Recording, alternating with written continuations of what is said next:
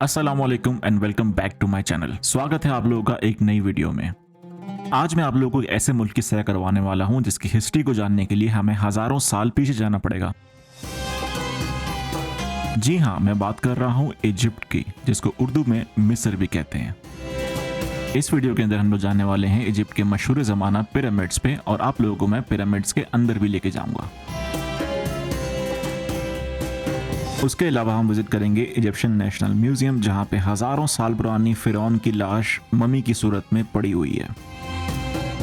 उसके बाद मिस्र की पुरानी गलियों में से होते हुए मैं आप लोगों को दिखाऊंगा सलाउद्दीन अय्यूबी का किला, जिसकी दीवारों में खड़े होकर आप पूरे ओल्ड सिटी का नज़ारा ले सकते हैं, जो कि बहुत ही खूबसूरत दिखता है।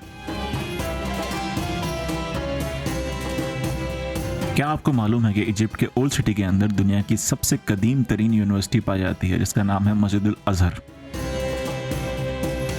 और उसी मस्जिद के सामने दुनिया का सबसे पुराना बाजार खानुन खलीली भी मौजूद है। इजिप्शियन लोग कबूतर बहुत शौक से खाते हैं, इसीलिए मैंने भी इजिप्ट की मशहूर डिश कबूतर ट्राई करा, और उसके बाद मशहूर ज़माना दरियाए नील पे कश्ती में बैठकर सैर करी। तो ये तो थी चंद हाइलाइट्स जो मैंने आप लोगों के साथ शेयर करी, लेकिन इस 5 दिन के टूर में मैंने इजिप्ट के शहर कायरो को बहुत क्लोजली डिस्कवर किया। तो इस वीडियो को आखिर तक देखिएगा, क्योंकि आगे चल के आप लोगों को बहुत मज़ा आने वाला है। और अगर आप लोगों ने मेरे चैनल को सब्सक्राइब नहीं किया है तो प्लीज़ सब्सक्राइब माय चैनल, और इस तरह मुझे अगर आप सपोर्ट करेंगे तो इस तरह की वीडियोस आप लोगों के लिए आगे भी बनाता रहूँगा। तो चलिए शुरू करते हैं।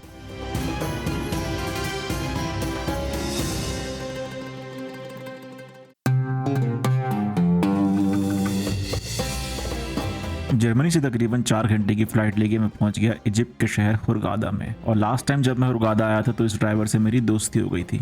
तो जैसे ही मेरा जहाज़ एयरपोर्ट पर लैंड हुआ तो ये मुझे पिक करने के लिए फ़ौरन पहुंच गया। हम लोग रोड पे जा रहे थे अभी, क्या कहते हैं, इजिप्ट के अंदर, और रास्ते में जो है ये फॉक्स बेचारी ये गाड़ी ने टक्कर मार दी है, मर गई है। तो इसको उठा के जो है वो साइड पे रखेंगे।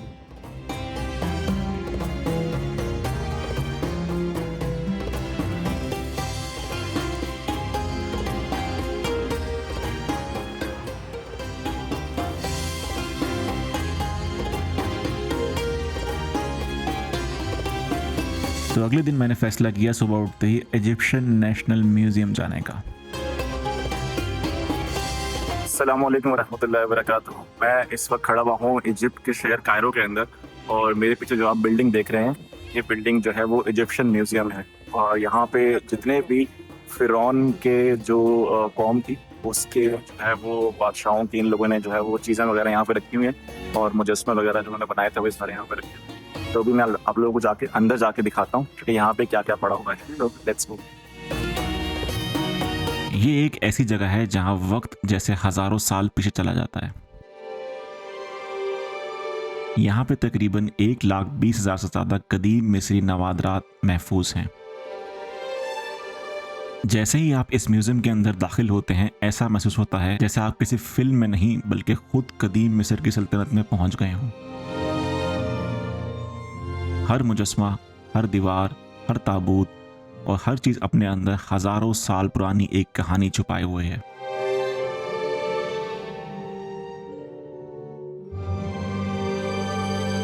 लेकिन सबसे हैरानकुन चीज क्या है, वो है फिरौनियों की असल ममीज।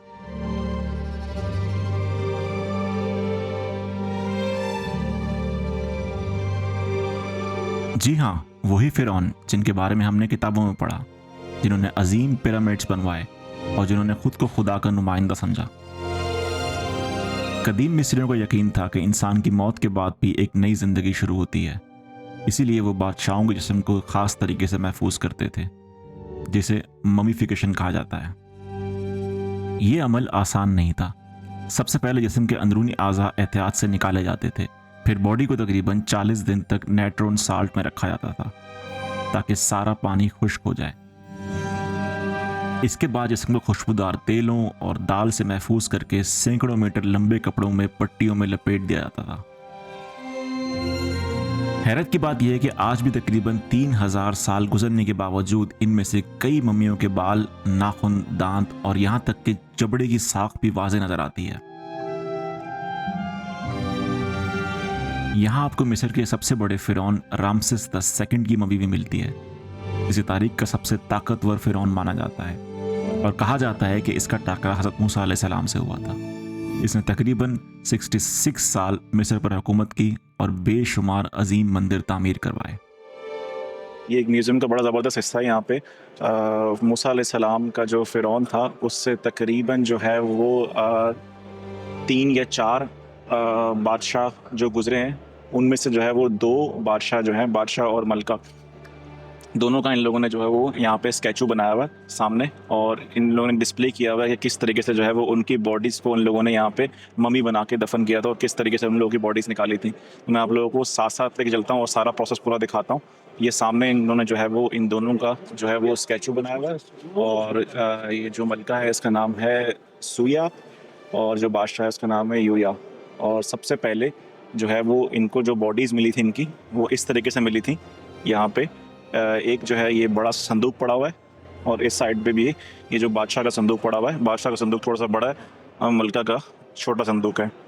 और इस संदूक के बाद हम लोग यहाँ से आगे चलते हैं, और आगे जाके जब इन लोगों ने इस संदूक को खोला था तो उस संदूक के अंदर इन लोगों ने ये जो है वो लकड़ी का ताबूत डिस्कवर किया था, और इस लकड़ी के ताबूत के अंदर जो है बाकी इन लोगों को सामान मिला। मैं अभी आप लोगों को आगे जाके दिखाता हूँ।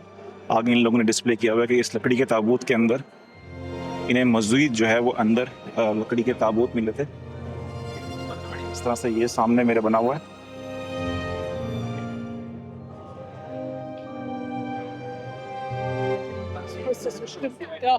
और इसके अंदर आप लोग देख सकते हैं कि ये इसकी मम्मी जो है वो असली हालत में मौजूद है। ये मलका की मम्मी है, सामने नीचे रखी हुई है इन लोगों ने, और ये ताबूत ऊपर इसका शीशे के अंदर, और उसकी बॉडी के ऊपर आप लोग देख सकते हैं कि इसके पैर अभी तक जो है वो सलामत है। 2-3 उंगलियां टूटी हुई हैं लेकिन अभी तक जो है इसके पैर वैसे के वैसे ही हैं, तकरीबन 7000 साल पहले। और उसके दूसरी तरफ जो है वो बादशाह की बॉडी भी इन लोगों ने सेम जगह पर रखी हुई है, और ये पूरा ताबूत जो है अंदर सोने का बना हुआ है। ये ऊपर से आप लोग देख सकते हैं कि पूरा सोने का बना हुआ है ऊपर से, और नीचे वाला हिस्सा जो है वो भी सोने का है। और इसका फेस आप लोगों को यहाँ से अगर नज़र आ रहा हो, मैं फेस दिखाता हूँ। इसका फेस अभी तक बिल्कुल वैसे के वैसा जो है वो उन्होंने डिस्प्ले किया हुआ है। इस म्यूजियम में तूतनखामन का वो मशहूर सोने का मास्क भी रखा गया है जो खालिस सोने से बनाया गया था और दुनिया की सबसे कीमती तारीखी अशिया में शुमार होता है। इसकी कब्र 1922 में तकरीबन मुकम्मल हालत में दरियाफ्त हुई। इसने पूरी दुनिया को हैरान कर दिया। कदीम मिस्र के लोग सिर्फ बादशाहों को दफन नहीं करते थे, बल्कि इनके साथ सोना, जेवरात, हथियार, फर्नीचर, खाना और रोजमर्रा के इस्तेमाल की चीजें भी रखते थे, क्योंकि उनका ये मानना था कि फिरौन को अगली जिंदगी में भी इन तमाम चीजों की जरूरत पड़ेगी। ये कुर्सी भी जो है वो उस बादशाह की थी, तूतनखामुन नाम है उसका। यहाँ मौजूद हर मुजस्मा सिर्फ एक पत्थर का टुकड़ा नहीं, बल्कि हजारों साल पुरानी तहजीब, ताकत, साइंस, फन और अकीदे की एक जिंदा निशानी है। सोच के हैरत होती है कि जब दुनिया के कई हिस्सों में अभी जदीद तहजीबें वजूद में भी नहीं आई थीं, तब मिस्र के लोग इंजीनियरिंग, तिब, फल्कियात और तामीरात में ऐसी महारत हासिल कर चुके थे कि आज भी साइंसदान इनके राज मुकम्मल तौर पर हल नहीं कर सकते। अगर आप तारीख से मोहब्बत करते हैं तो यकीन माने, इजिप्शियन नेशनल म्यूजियम सिर्फ एक म्यूजियम नहीं, बल्कि वक्त का एक ऐसा दरवाज़ा है जो आपको सीधा 5000 साल पुरानी दुनिया में ले जाता है। बहुत से लोग समझते हैं कि पिरामिड्स कायरो में हैं, लेकिन असल में ऐसा नहीं है। कायरो और गीज़ा दो अलग सिटीज़ हैं। गीज़ा कायरो के बिल्कुल पास है, इसीलिए अक्सर लोग दोनों को एक ही जगह समझ लेते हैं। अगर आप दुनिया के मशहूर पिरामिड्स देखना चाहते हैं तो आपको गीज़ा जाना पड़ेगा। यहाँ पर मौजूद हैं great pyramids of Giza, pyramids of Khufu, Khafre और मेनाक्वरे।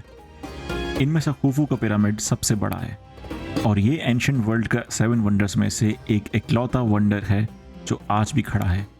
लगभग 4500 साल पहले इसे लाखों लाइमस्टोन्स के पत्थरों से बनाया गया था और आज तक लोग इस बात पर हैरान हैं कि इस ज़माने में इतनी एडवांस इंजीनियरिंग कैसे मुमकिन हुई।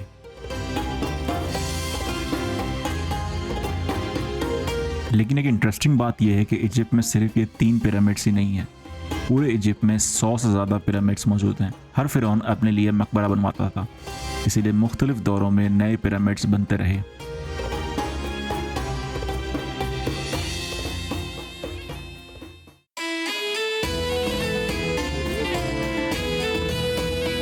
मेरे लिए हैरानी की बात यह थी कि जो सबसे पहला पिरामिड था वो गीज़ा में नहीं बल्कि सकारा में है, स्टेप पिरामिड ऑफ जोसर। ये दुनिया का पहला सबसे बड़ा पत्थरों का मॉन्यूमेंट माना जाता है। इसे मशहूर आर्किटेक्ट इम्होटेप ने तकरीबन 4700 साल पहले डिज़ाइन किया था। इसी पिरामिड ने बाद में स्मूथ साइडेड पिरामिड्स यानी गीज़ा के पिरामिड्स की बुनियाद रखी।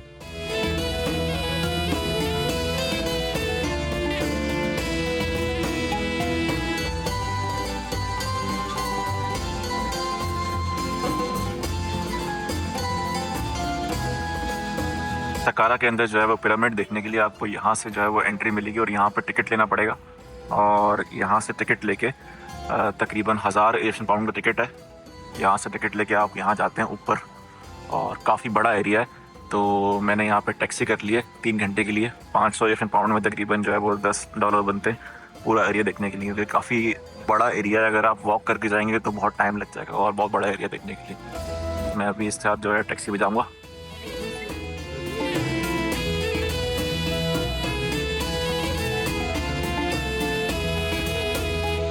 हसन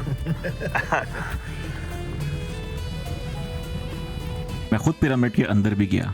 अंदर का एक्सपीरियंस बिल्कुल अलग था।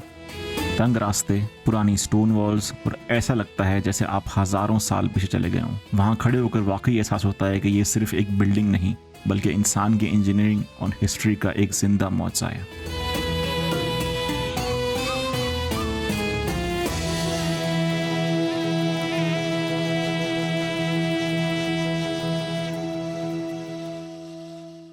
सकारा के अंदर आकर मुझे लगा कि यहाँ पे ऑनेस्टली सिर्फ एक पिरामिड होगा, लेकिन अंदर आने के बाद पता चला कि ये पूरा एरिया एक बहुत ही पुराना नेक्रोपोलिस यानी एक एंशिएंट सिमेट्री है।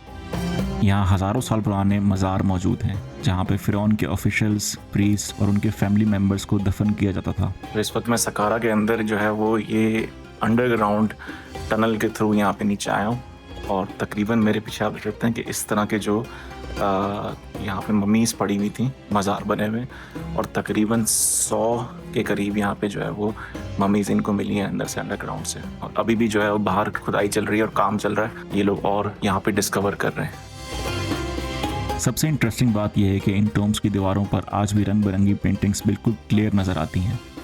सोचिए, ये आर्ट वर्क 4 से 5 हज़ार साल पुराना है और आज भी इतना अच्छा प्रिजर्व हुआ है।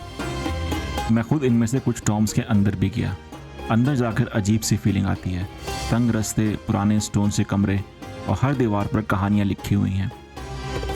यहाँ से अंदर जाना बड़ा मुश्किल है। सर मेरा जो है वो टच हो रहा है दीवार के साथ। बैठा हुआ हूँ मैं, बैठ के आराम से जा रहा हूँ, बिल्कुल नीचे।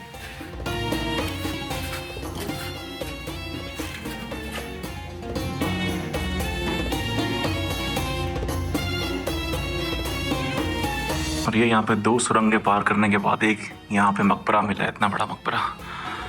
पता नहीं किसी होगा, किसी फिरौन का।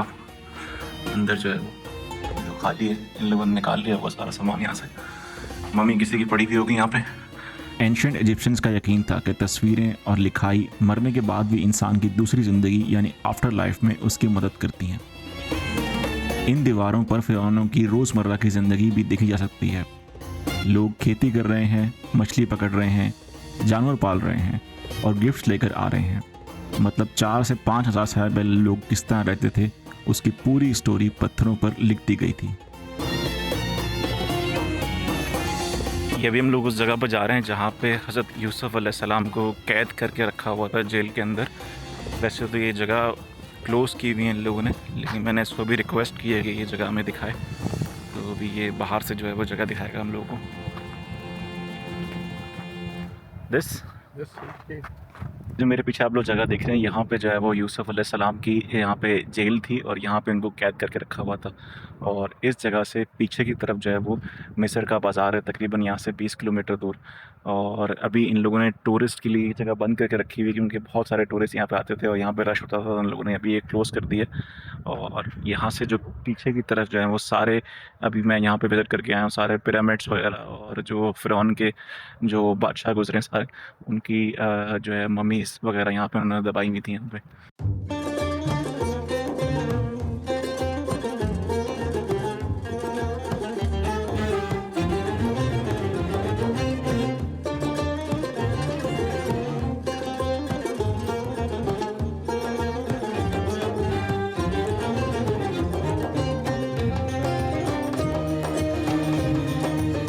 अब हम आ गए हैं कायरो के सबसे फेमस हिस्टोरिकल लैंडमार्क में से एक, सलाहुद्दीन अयूबी का किला, जिसे सिटाडेल ऑफ कायरो भी कहा जाता है। इस किले की तामीर 1176 एडी में सुल्तान सलाहुद्दीन अयूबी ने शुरू करवाई। उस वक्त क्रूसेड्स चल रहे थे और उनका मकसद कायरो को बाहरी हमलों से महफूज बनाना था। ये किला एक ऊंची पहाड़ी पर बनाया गया था, जहां से पूरे कायरो पर नजर रखी जा सके। स्ट्रेटजी के लिए लोकेशन बिल्कुल परफेक्ट थी। सबसे इंटरेस्टिंग बात यह है कि यह किला सिर्फ एक मिलिट्री फोर्ट नहीं था, बल्कि तकरीबन 700 साल तक इजिप्ट के हुक्मरानों का यही पावर सेंटर रहा। यहाँ से सुल्तान और बाद में किंग्स ने भी मुल्क पर हुकूमत की। आज इस किले के अंदर कई म्यूजियम्स, पुराने महल और सबसे मशहूर मोहम्मद अली मॉस्क मौजूद है। इसे उसके बाद गुंबद और ऊंचे मीनारों की वजह से अलाबास्तर मॉस्क भी कहा जाता है।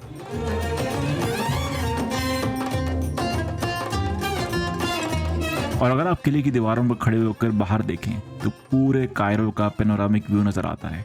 अगर मौसम साफ हो तो दूर गीज़ा के पिरामिड्स भी नज़र आ जाएंगे। इसीलिए ये जगह सिर्फ हिस्ट्री लवर्स के लिए नहीं, बल्कि फोटोग्राफी और सनसेट के लिए भी बेस्ट स्पॉट्स मानी जाती है। सोचिए, इस किले की दीवारों के अंदर कभी सुल्तान सलाहुद्दीन अयूबी की प्लानिंग होती होगी, फिर ममलूक्स और फिर ओटोमन्स ने भी यहाँ से हुकूमत करी। यानी ये सिर्फ पत्थरों का किला नहीं, बल्कि लगभग 800 साल की इजिप्शियन हिस्ट्री का गवाह है। एक और इंटरेस्टिंग बात यह है कि सुल्तान सलाहुद्दीन अयूबी ने इस किले की दीवारों को बनाने के लिए गीज़ा के कुछ छोटे पिरामिड्स के लाइमस्टोन भी रीयूज करवाए थे। उस जमाने में पुरानी बिल्डिंग्स के पत्थर दोबारा इस्तेमाल करना आम बात थी। अभी मैं यहाँ से निकल गया हूँ और अब मैं जा रहा हूँ दूसरी लोकेशन पे, आप लोगों को इजिप्ट की और इस्लामिक दुनिया की जो है वो सबसे पुरानी मस्जिद अल अज़हर के नाम से जो है वो मशहूर है, वो मैं आप लोगों को जाके विज़िट कराता हूँ।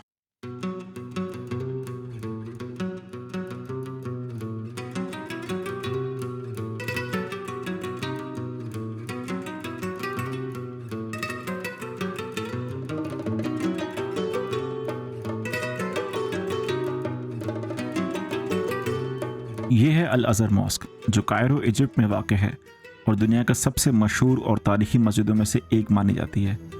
इसकी बुनियाद 970 एडी में फातिमिद हुक्मरानों ने रखी थी। अल अज़हर सिर्फ एक मस्जिद ही नहीं, बल्कि यहाँ से अल अज़हर यूनिवर्सिटी भी शुरू हुई, जो दुनिया के सबसे पुराने और बाअसर इस्लामी तालीमी इदारों में से एक है। हज़ारों सालों से यहाँ दुनिया भर से स्टूडेंट्स इल्म हासिल करने के लिए आ रहे हैं।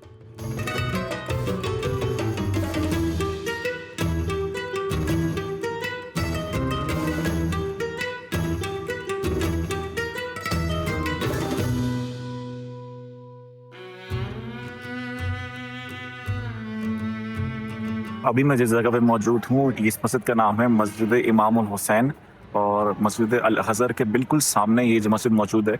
और इस जगह पे मुझे अभी गाइड ने बताया कि यहाँ पे हज़रत इमाम हुसैन को जब शहीद किया गया था करबला में, तो उनका सर जब गर्दन से जुदा किया गया, तो सर जो है वो यहाँ पे लाके उन्होंने दफन किया हुआ है। तो मुझे ये चीज़ मालूम नहीं थी, बड़ी हैरत की बात थी कि कायरो के अंदर ये जगह मौजूद है। तो चलते फिरते मैं इस जगह पे आ गया हूँ। मैं भी आप लोगों को अंदर जाके वो जगह दिखाता हूँ जहाँ पे इमाम हुसैन अलैहिस्सलाम का सर जो दफन किया गया है।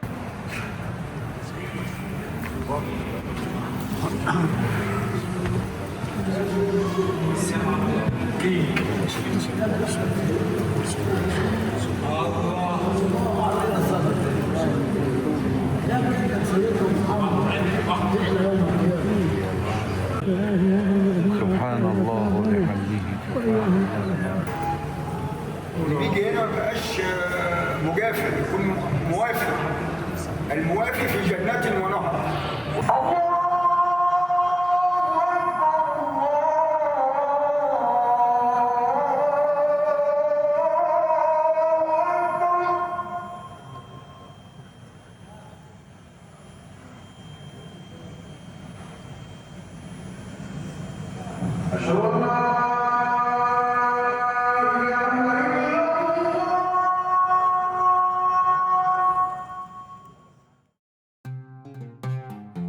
सोचिए, एक ऐसी मार्केट जो 600 साल से भी ज़्यादा पुरानी है और आज भी उतनी ही जिंदा हो। ये है खान अल खलीली बाज़ार, जहाँ हर मोड़ पर हिस्ट्री, कल्चर और शॉपिंग का हर एक नया सरप्राइज आपका इंतज़ार कर रहा है। अगर असली इजिप्शियन कल्चर को महसूस करना है तो खान अल खलीली से बेहतर जगह शायद ही कोई हो।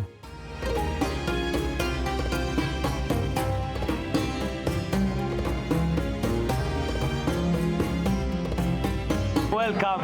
Thank you very much. Welcome. Thank you. बाद अभी मैं इस वक्त एक रेस्टोरेंट में आया हूँ, खास तौर पे इजिप्ट की जो है वो सबसे मशहूर डिश खाने के लिए। और ये जो है वो सबसे फेमस रेस्टोरेंट है इजिप्ट का। मेन डिश इजिप्ट के अंदर लोग खाते हैं वो कबूतर है, और कबूतर को जो है वो रोस्ट करके उसमें चावल उसके अंदर भर के तो वो ये लोग यहाँ पे खाते हैं। तो मैं वो आज यहाँ पे ट्राई करने के लिए आया हूँ, तो देखते हैं कि ये कैसी डिश है। तो अभी जो है खाना वगैरह सारा मेरा आ गया है, और मैं आप लोगों को दिखाता हूँ कि ये किस तरह का दिखता है खाना सारा। ये जो है वो कबूतर है, उसका हम लोगों ने फ्राइज़ दिया है, और साथ में जो है ये पराठा है, इसके अंदर जो है वो बारबेक्यू है, कबाब है इसके अंदर, और ये साथ में जो है वो तहीनी सॉस है, चटनी, साथ में रायता। तो मैं हम लोगों को खा के बताता हूँ कि सबसे पहले कबूतर का टेस्ट कैसा है। पहले कबूतर को ट्राई करते हैं। कबूतर जो है वो इस तरह का दिखता है पूरा सामने, और इसके अंदर चावल भरे हुए इन लोगों ने। सबसे पहले मैं उसको सिखाता हूँ सॉस के साथ।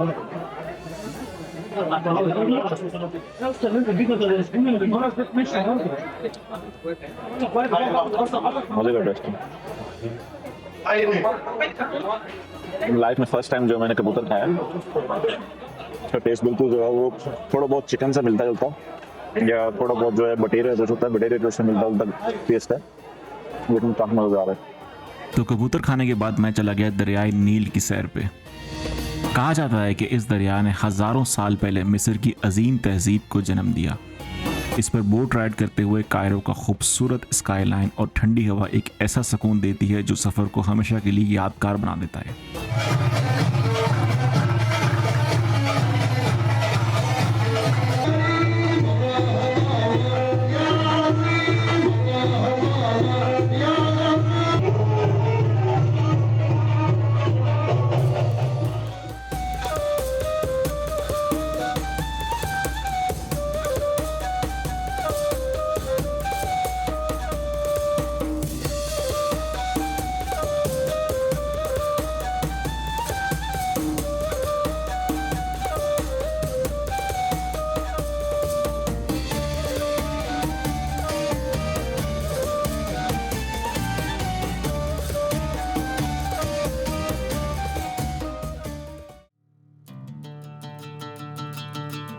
मुसलमानों के फ़िकी मज़हब में 4 अजीब इमाम गुजरे हैं, और उनमें से एक हैं इमाम शाफ़ी। मुझे आज यह सआदत हासिल हुई कि मैं उनके मज़ार पर हाज़िरी दूं और उनके लिए फ़ातिहा पढ़ूं।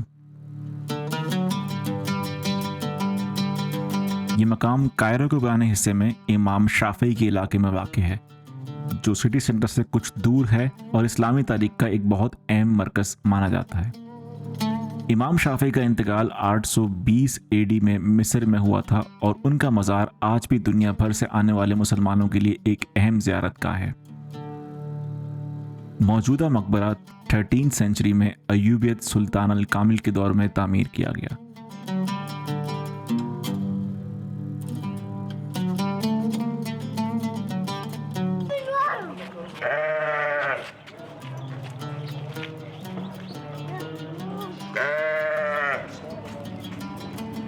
Three plus three. مصري هندي هندي هندي هندي انا هندي انا هندي هندي اهلا مصري اهلا وسهلا مصر اهلا وسهلا مصر اهلا شكرا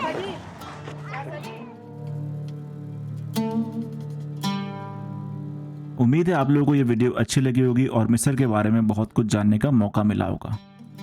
अगर आप लोगों को ये वीडियो अच्छी लगे तो please subscribe to my channel और मैं मिलता हूँ आप लोगों से किसी नए मुल्क में किसी नई जगह पे। तब तक के लिए अपना ख्याल रखिए। अल्लाह हाफिज़।